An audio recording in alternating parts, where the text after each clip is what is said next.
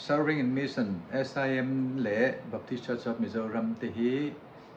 MOU nein kan thok khowa SIM noya hian in missionary te po tu na hian pangai molai kan neya ti chuan kan thok kho thi tani amaro chu ra la thok kho ang deuh hian kan oma ti chuanin keima ni zo na thak ngei mai Christabel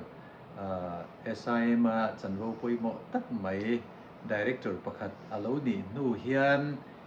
kanin som na le tho ho na hi a nai zual hle in ka hria a nikoma khanin SIM hruai tu te Mizoram museum headquarters an lo kala tin ke ni US a kan kala an headquarters kan tlo le a chumi atang te chuan kan tho ho na hi na sa taka kai na in alo om le zual ta a big takin connection tu na hianin kan siam chho zela nikoma khanin Christabel hi US mun sang ong bol hobin kan oma chunga chuan abik takin heng chin u nau ho khovel ram mun sang om ho teng te hi mission minded deuh an ni a chung ho teng te chu SIM a hian zoi in tu na hian nu lu chho me kan ni a tin tun chuma hian hei kan local le a ti chuanin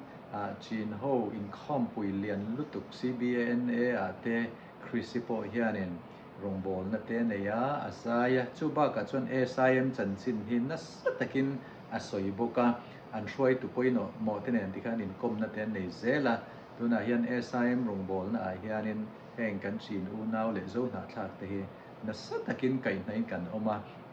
chu pathian na tho pathian roman God's plan ani rualin abik takin Christabel he SIM a alo om hian chu pathian in man ruwa mangani chuwang chuanin kan mabak zela po hian he